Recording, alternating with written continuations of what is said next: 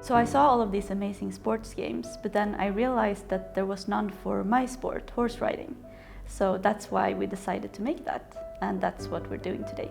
I had lost interest in making games and had given up on that dream.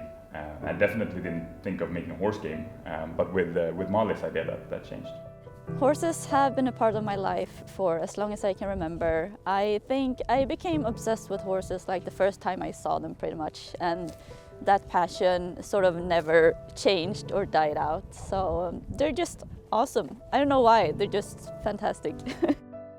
I've actually always loved horses, but it was Molly who taught me how to ride and how to work with horses. And I played a lot of games growing up. It was sort of a family tradition. We used to play Nintendo on the weekend, so we played all the classics like Mario and Zelda and so on. And it was really the thing, I think, that sort of brought my family together in our spare time. I played a lot of horse games as well. Since I loved horses and games, I sort of tried to play all the horse games I could find. But I also played games that weren't horse games, like Zelda, but that had horses in them.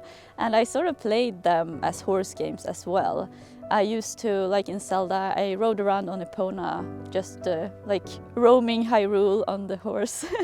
And I spent so much time just jumping obstacles with Epona and sort of pretending as if it were a horse game. I spent so much time in the ranch just with like hanging out the horse and the NPCs. So I really did play it sort of as a horse game, even though it wasn't really meant for that. I started playing video games when I was quite young. I was about 6 when I got my first console. First was a Nintendo 64, so I played a lot of Zelda and Mario and those type of games. And then it kind of changed when I got a little bit older. I started playing MMOs. I started playing World of Warcraft, and that's when the playing changed a bit. I started playing too much. I would go home during lunch from school just so I could grind a few quests, and it got a bit out of hand, and it became a pretty negative part of my life. It started affecting my grades, and it wasn't a good thing. It was a way to escape, I think. I had a lot of depression at the time. I knew I wanted to study at the university, but I didn't really know what. And I actually didn't know that you could even study game design or game development. I'd never really thought of that as a profession you could have. But when I was browsing the university catalog, I saw that there was a bachelor's program in game design. And I just read that and I thought, wow, this sounds like so much fun. By the end of high school, I decided that I wanted to work with games. So I started studying game design at Stockholm University. And it was pretty good, but after a while I felt like I lost in.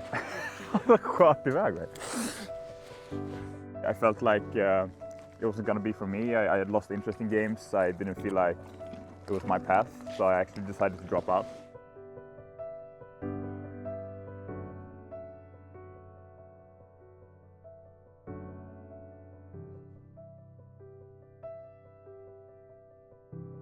One day I went into the living room and I saw Axel playing FIFA there. So I stood there for a while and watched the game, and I was pretty impressed by it.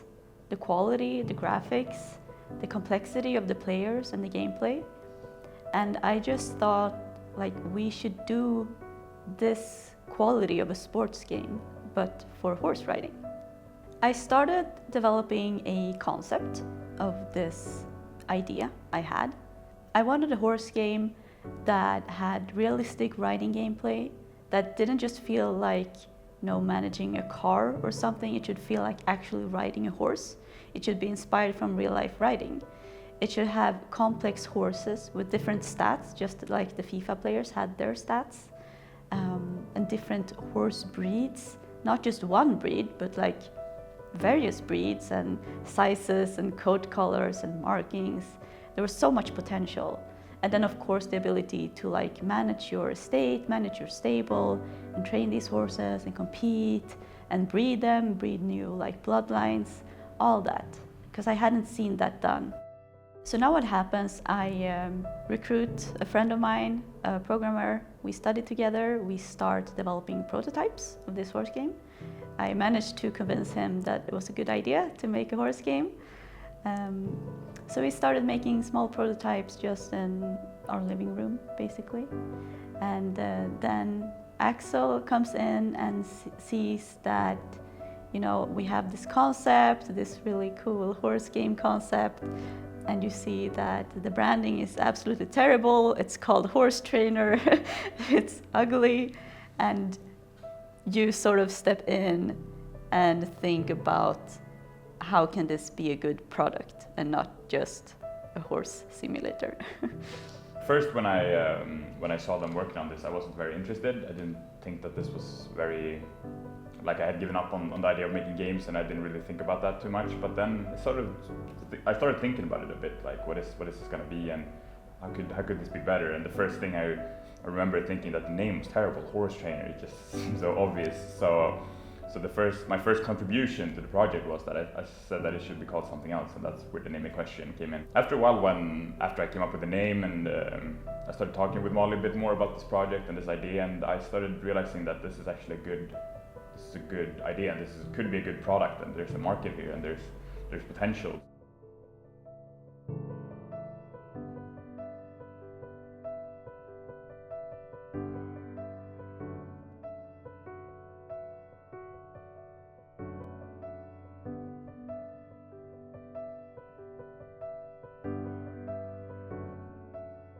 We got to meet this business coach, and when we talked with her, she said that there has to be a game designer and a game programmer and a business person. And I realized that we didn't really have a business person, and I thought that maybe that's perfect for me. That's what I want to be.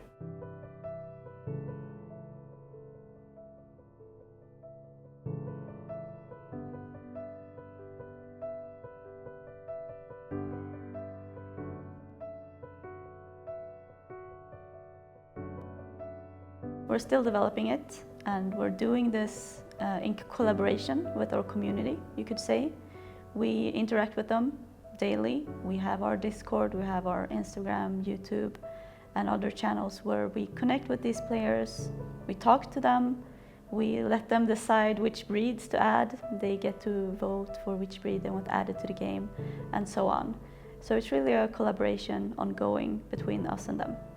The game we're making today is on mobile, but we're not stopping there. We want to make a version for both PC and consoles as well.